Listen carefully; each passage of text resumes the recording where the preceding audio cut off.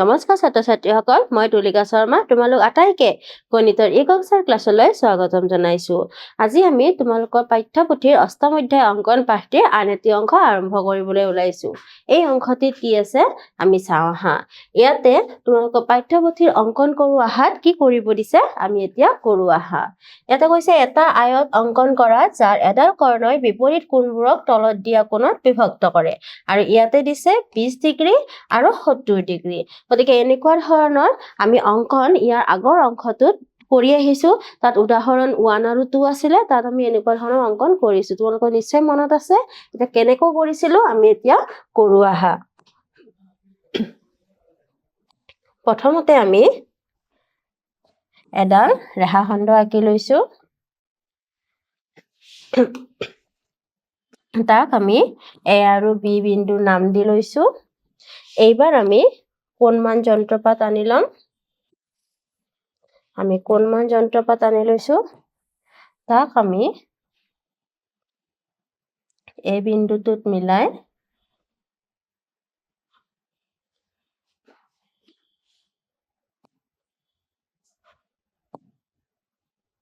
এই বিন্দুটোত মিলাব চেষ্টা কৰিছো। আমি প্ৰথমতে ইয়াতে 20 ডিগ্ৰীত দিছো। আকৌ আমাক যেহেতু লম্ব লাগিবই, আমি 90 ডিগ্ৰীটো দি লৈছো। তাৰ পিছত আমি কোণমান যন্ত্ৰপাত B বিন্দুত মিলাই লৈছো। তাতো যেহেতু আমি লম্ব অংকন কৰিবই লাগিব, আমি লম্বৰ কাৰণে 90 ডিগ্ৰীটো চিন দি লৈছো। এতিয়া আমি কোণমান যন্ত্ৰপাত আঁতৰাই দিছো। এতিয়া আমি কি কৰিম, প্ৰথমতে A বিন্দুৰ পৰা আমি 20 ডিগ্ৰী হোৱাকৈ এডাল ৰেখাখণ্ড আঁকিম। এইটো আমি A বিন্দুৰ পৰা ৰেখাখণ্ড আঁকিছো। তাৰ পিছত আমি A ৰ পৰা এটা ইয়াতে লম্ব আঁকিম।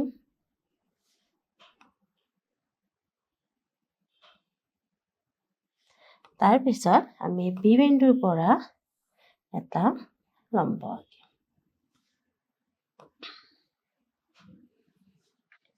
গতিকে এইবাৰ আমি B বিন্দুৰ নাম দি লৈছো। A ৰ পৰা এইটো কি ৰেখাখণ্ড আছিলে AE আৰু B ৰ পৰা এইটো আছিলে BF আৰু এই দুটাই কি বিন্দুত কটাকটি কৰিছে C। গতিকে আমি এইটো তৃতীয় বিন্দু পাই গলো আৰু ইয়াৰ পৰা আমি এটা টানিছো ৰেখাখণ্ড। আৰু এতিয়া আমি আকৌ কোণমান যন্ত্ৰটো আনিব লাগিব। আনি C বিন্দুত আমি আকৌ এটা কি কৰিব লাগিব,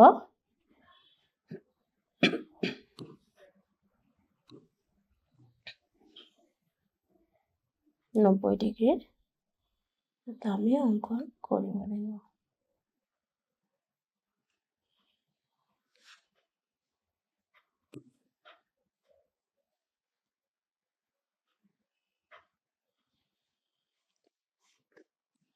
বিন্দুটো মিলাই ল'ব চেষ্টা কৰিছো। কৰি আমি কি কৰিছো, ইয়াতে 90 ডিগ্ৰীত চিন দিছো। এবাৰ আমি এইটো আঁতৰাই দিছো। এবাৰ আমি এডাল ৰেখাখণ্ড আঁকিছো ইয়াৰ পৰা।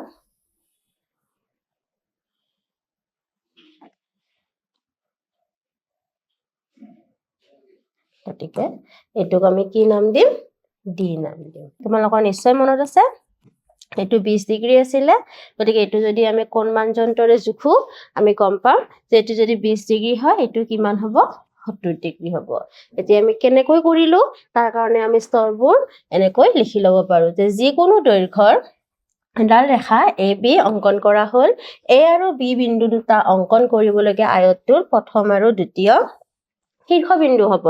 কোণমান যন্ত্ৰৰ সহায়ত A বিন্দুত 20 ডিগ্ৰী কোণৰ এটা আমি কোণ আঁকি ললো। B বিন্দুৰ পৰা AB ৰ ওপৰত এডাল লম্ব আঁকি ললো। BC লম্ব আৰু AE ৰেখাৰ কটাকটি কৰা যিটো বিন্দু পাইছো তাক আমি C ৰে নামাকৰণ কৰিছো আৰু সি আমাৰ আঁকিবলগীয়া আয়তটোৰ তৃতীয় শীৰ্ষবিন্দু।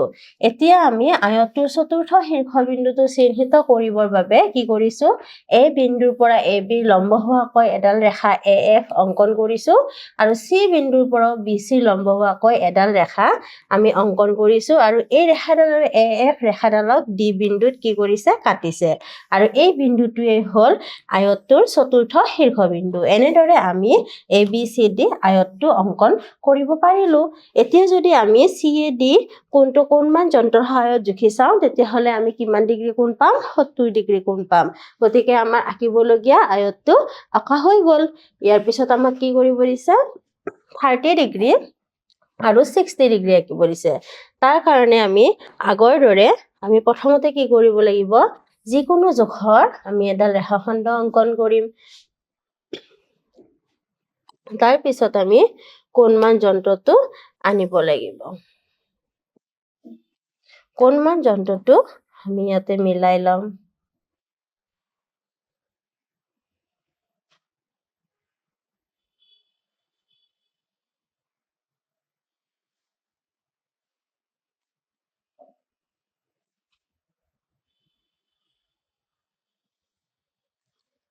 আমি এনেকৈ মিলাই ললো এবাৰ আমি 30 ডিগ্ৰীত চিন দি ললো আকৌ আমি লম্ব যেহেতু আঁকিব লাগিব আমি 90 ডিগ্ৰীটো চিন দি ললো এবাৰ আমি কোণমান যন্ত্ৰটো এইটো বিন্দুত আমি এটা লম্বৰ কাৰণে 90 ডিগ্ৰী চিন দি ললো আৰু আমি কোণমান যন্ত্ৰটো আঁতৰাই দিলো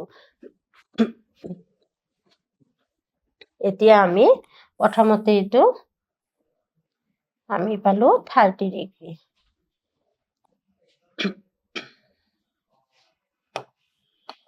এইটো আমি লম্ব অংকন কৰিছো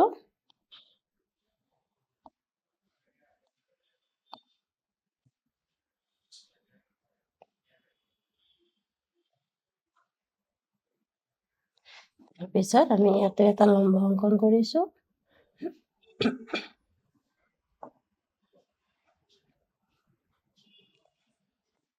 আমাৰ এতিয়া হৈ গ'ল আমি আকৌ কোণমান যন্ত্ৰটো আনিব লাগিব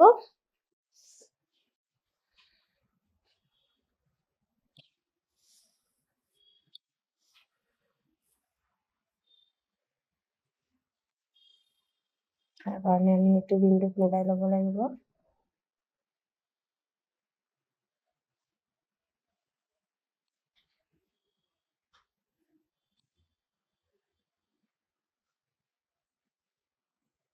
আমি এতিয়া 90 ডিগ্ৰীত চিন কৰিছো এইটো আমি আঁতৰাই দিছো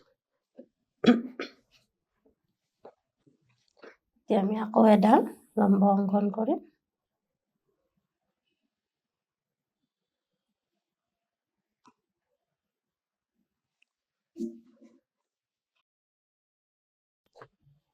আমি আঁকিবলগীয়া ABCD চতুৰ্ভুজটো পাই গলো সেইটো C সেইটো D সেইটো আমি প্ৰথমতে আঁকিছিলো এইটো A এইটো গতিকে আমি এইটো কিমান ডিগ্ৰী আঁকিছিলো 30 ডিগ্ৰী গতিকে এইটো আমি কিমান পাম পিছত 60 ডিগ্ৰী পাম যেহেতু লম্ব হয় 90 ডিগ্ৰী হয় আমি পাই যাম ইয়াৰ কাৰণে আমি ষ্টেপবোৰ আগৰ দৰে লিখিব লাগিব যিকোনো দৈৰ্ঘ্য এডাল ৰেখা AB অংকন কৰা হ'ল A আৰু B বিন্দু দুটা অংকন কৰিবলগীয়া আয়তটোৰ প্ৰথম আৰু দ্বিতীয় শীৰ্ষবিন্দু হ'ব কোণমান যন্ত্ৰৰ সহায়ত A বিন্দুটো 30 ডিগ্ৰী জোখৰ এটা কোণ অংকন কৰা হ'ল B বিন্দুৰ পৰা ABৰ ওপৰত এডাল লম্ব অংকন কৰা হ'ল BC লম্ব আৰু AE ৰেখাৰ কটাকটি কৰা বিন্দুটো হ'ব C বিন্দু যেটো আয়তৰ তৃতীয় শীৰ্ষবিন্দু হ'ব তাৰ পিছত আমি আয়তৰ চতুৰ্থ শীৰ্ষবিন্দুটো চিহ্নিত কৰিবৰ বাবে কি কৰিম A বিন্দুৰ পৰা AB লম্ব হোৱাকৈ এডাল ৰেখা AF অংকন কৰিম আৰু C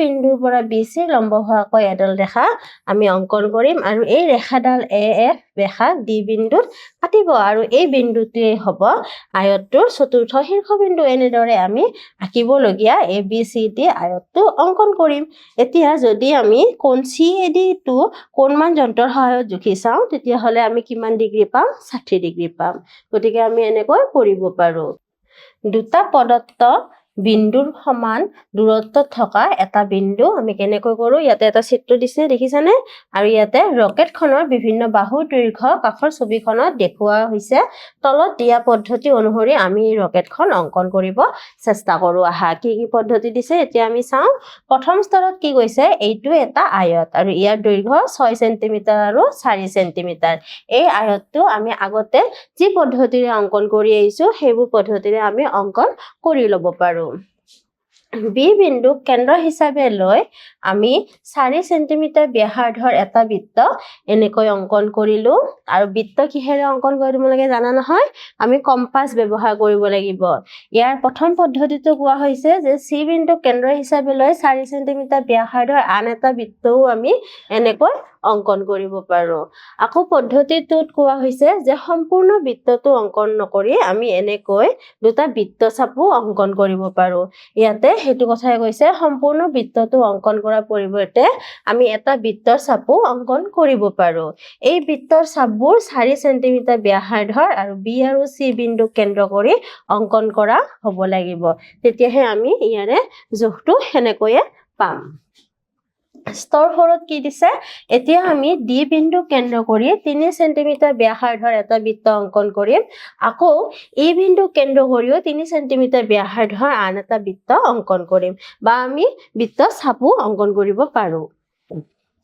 দুয়োটা বৃত্তই পৰস্পৰে দুটা পৃথক বিন্দুত কটাকটি কৰিছে এই কটাকটি কৰা বিন্দু দুটাৰ আয়তৰ ভিতৰত থকা বিন্দুটোক পি নামেৰে চিহ্নিত কৰা হৈছে আৰু এতিয়া স্কেলেৰে পি আৰু ডি বিন্দু সংযোগ কৰা হল পি আৰু ই বিন্দু সংযোগ কৰা হল আমি ইয়াতে এনেকৈটো বৃত্তচাপেৰে অকা ইয়াতে দেখাই দিছো আৰু আমি এটো চাপো আঁকিব পাৰো তোমালোকে হেনেকৈ আকাৰ পিছত আমি কি পাম ৰকেট দেখিবলৈ পাম লগতে তোমালোকেও এনেকুৱা ধৰণৰ ৰকেট এটা দেখিবলৈ পাবা ইয়াৰ পিছত তোমালোকৰ পাঠ্যপুথিৰ অংকন কৰা আহাত কি দিছে আমি কৰো আহা 6 সেন্টিমিটাৰ বাহুৰ দৈৰ্ঘ্য বিশিষ্ট এটা বৰ্গ অংকন কৰা ইয়াৰ কৰ্ণবোৰ চিনাক্ত কৰা আৰু তোমালোকে স্কেলৰ সহায়ত কৰ্ণবোৰৰ দৈৰ্ঘ্য পৰিমাপ কৰিব পাৰিবানে কৰ্ণ সমান দৈৰ্ঘ্যৰ এডাল ৰেখা অংকন কৰিব লাগিলে তোমালোকে ৰেখাডাল কেনেকৈ অংকন কৰিবা এতিয়া আমাক এটা প্ৰশ্নৰ ভিতৰতে বহুত কেইটা প্ৰশ্ন দিছে কেনেকৈ কৰো আমি এতিয়া চাওঁ আহা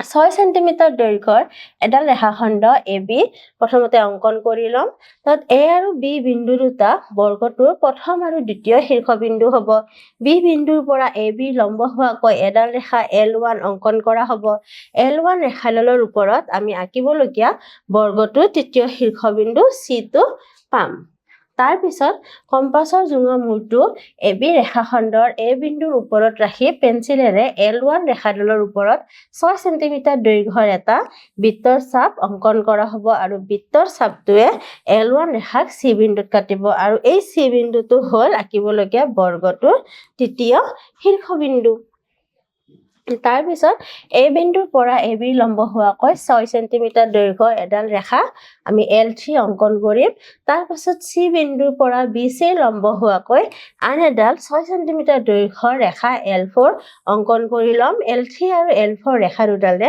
পৰস্পৰে D বিন্দুত কটাকটি কৰিব আৰু এই D বিন্দুটো হ'ব আমি আঁকিবলগীয়া বৰ্গটোৰ চতুৰ্থ শীৰ্ষবিন্দু ABCD হ'ব আঁকিবলগীয়া এতিয়া আমি ছবিটো আঁকিবলৈ চেষ্টা কৰিম প্ৰথমতে আমি 6 সেন্টিমিটাৰ দৈৰ্ঘ্যৰ এডাল ৰেখাখণ্ড লম এটো 6 সেন্টিমিটাৰ তো আমি 6 সেন্টিমিটাৰ দৈৰ্ঘ্যৰ ৰেখাখণ্ড এডাল পাইছো তাৰ পিছত আমি কি কৰিম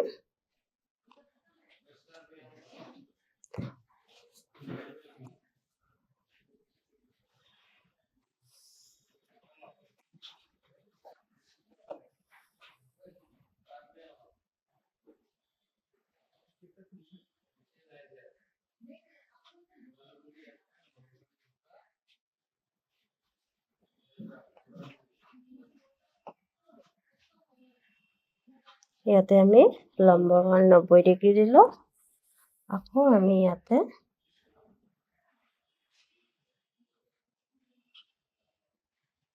মিলাবৰ কাৰণে ইয়াতে 90 ডিগ্ৰী দিলো এইবাৰ আমি ৰেখাখণ্ড দুটা আঁকি ললো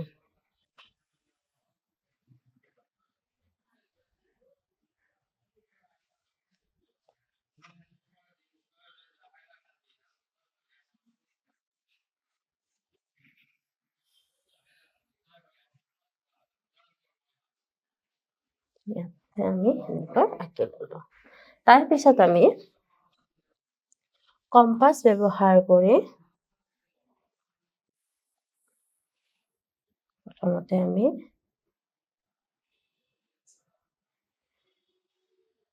এইটো মিলাই ল'লো।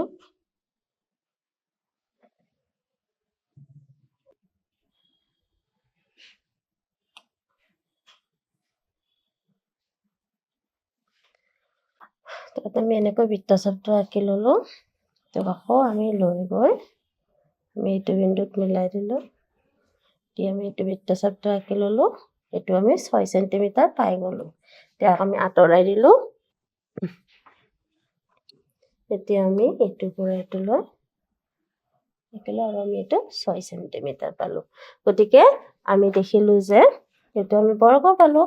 প্ৰথমতে এইটো AB হ'ব, তাৰপিছত এইটো CD হ'ব। আমি এনেকৈ আঁকিব পাৰোঁ। আৰু স্তৰবোৰ যিখিনি দিয়া হৈছে সেইবোৰ চাই তোমালোকে ঘৰত আঁকিব চেষ্টা কৰিবা। ইয়াৰ পিছত কি দিছে? 4টা বাহু বিশিষ্ট এনেকুৱা আকৃতি আছে নেকি যাৰ বিপৰীত বাহুবোৰ সমান দৈৰ্ঘ্যৰ কিন্তু আকৃতিটো আয়ত নহয়? তেনেকুৱা আকৃতি সম্ভৱনে? তোমালোকে এইটো আঁকিব পাৰিবানে? বিপৰীত বাহুবোৰ সমান দৈৰ্ঘ্যৰ কিন্তু আকৃতিটো আয়ত নহয়। তেতিয়াহ'লে আমি কি কৰিব পাৰোঁ? আমি কেনেকুৱা ধৰণৰ চিত্ৰ এটা আঁকিব পাৰোঁ? আমি হয় বুলি কৈছোঁ, লগতে 4টা বাহু বিশিষ্ট যাৰ বিপৰীত বাহুবোৰ সমান দৈৰ্ঘ্যৰ কিন্তু আয়ত নহয়, তেনেকুৱা আকৃতি সম্ভৱ। আৰু এই আকৃতিবোৰ কেনেকুৱা হ'ব পাৰে আমি চাওঁ আহা। ইয়াতে দেখিছেনে এনেকুৱা ধৰণৰ এটা আকৃতি আমি অংকন কৰিব পাৰোঁ। কেনেকৈ কৰিব পাৰোঁ? চিত্ৰত দেখুৱাৰ দৰে 6 চেণ্টিমিটাৰ আৰু 4 চেণ্টিমিটাৰ দৈৰ্ঘ্যৰ দুটা বাহু অংকন কৰিলোঁ। তাৰপিছত আমি কোণমান যন্ত্ৰৰে এই জোখটো লৈ ইয়াতে এটা বৃত্তচাপ আঁকিলোঁ, ইয়াৰ পৰা এটা বৃত্তচাপ আঁকিলোঁ, আঁকি আমি এইটো এটা চিত্ৰ পাৰোঁ। আৰু CD আৰু AB আমি ইয়াতে সমান পাইছোঁ। ইয়াতে AB CD সমান আৰু AD BC সমান। আৰু এইটোৰ নামটো কি তোমালোকে জানানে? এইটো চিত্ৰ কোৱা হয় সামন্তৰিক। ইয়াতে তোমালোকে দেখাত কেনেকুৱা হয় সেইটো জানিলে হয়, কিন্তু ভৱিষ্যতৰ কাৰণে নামটো তোমালোকে মনত ৰাখি থবা। কি হয়? এইটো সামন্তৰিক হয়। ইয়াৰ পিছত কি কৈছে? পূৰ্বৰ বিষয়বস্তুসমূহত অন্তৰ্ভুক্ত হৈ থকা ধাৰণাসমূহ ব্যৱহাৰ কৰি তলত দেখুৱাৰ দৰে এটা চুঙা আমাক অংকন কৰিব দিছে। চুঙাটো এইটো। তাৰ কাৰণে আমি কি কৰিম? 4 চেণ্টিমিটাৰ দৈৰ্ঘ্যৰ এডাল ৰেখা PQ অংকন কৰা হ'ল। কম্পাছৰ জোঙা মূৰটো অৱস্থান কৰা দুটা বিন্দু A আৰু B ক উপযুক্তভাৱে চিহ্নিত কৰা হ'ল। আমি লক্ষ্য কৰিব লাগিব যে দুডাল বক্ৰ এনেদৰে অংকন কৰিব লাগিব যাতে সিহঁতবোৰ পৰস্পৰৰ সৈতে নিখুঁতভাৱে মিলি থাকে। এইটো হ'বলৈ হ'লে আমি A আৰু B অন্তৰালত এটা ভাল নমুনা কৰিব লাগিব। গতিকে আমি এনেকৈ ছবিটো আঁকিব পাৰোঁ। একে ধৰণৰ অংকন RS বাহুটোৰ ওপৰত কৰা হ'ব আৰু RS PQৰ পৰা উপযুক্ত দূৰত্বত লোৱা হয়। এতিয়া PQ আৰু RS বাহু দুটা মোহাৰি দিলে অংকন কৰিবলগীয়া চুঙাটো আমি পাই যাম। এতিয়া তোমালোকে মনত ৰাখিবা যে অনুশীলনে মানুহক পূৰ্ণ কৰি তোলে। গতিকে তোমালোকৰ অংকন চেপ্টাৰটো তোমালোকে যিমানেই অনুশীলন কৰিবা সিমানেই তোমালোকৰ হাতকেইখন নিখুঁত হ'ব, তোমালোকৰ জোখ মাখবোৰ নিখুঁত হ'ব। অকল অংকন চেপ্টাৰটোৱে নহয়, গণিতৰ সকলো ধৰণৰ অনুশীলনীয়ে কি কৰিব লাগে? আমি বাৰে বাৰে অনুশীলন কৰিব লাগে। আৰু তেতিয়াহে কি হৈ যায়? আমাৰ সেই ফিল্ডখনত বা সেই অধ্যায়বোৰত আমি পূৰ্ণতা লাভ কৰিব পাৰোঁ। তোমালোকে এইটো কথা মনত ৰাখিবা সদায় কাৰণে। আজিলৈ এইখিনিয়ে। ধন্যবাদ।